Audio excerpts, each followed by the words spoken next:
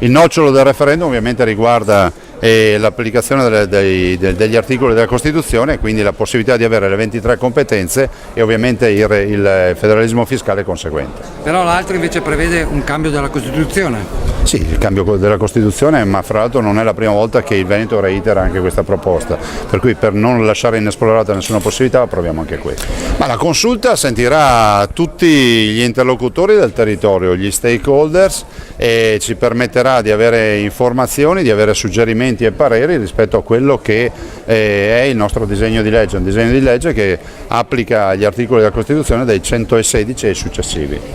I nostri tempi saranno veloci, io penso un paio di settimane, se ci sarà collaborazione immagino sì da parte del territorio avremo già le prime risposte, dopodiché si andrà in Consiglio regionale, perché ricordo che la nostra legge referendaria prevede l'approvazione di un disegno di legge di iniziativa statale e noi coinvolgeremo con la consulta regionale su un fronte e poi con la discussione in Consiglio dove tutte le forze politiche sono coinvolte.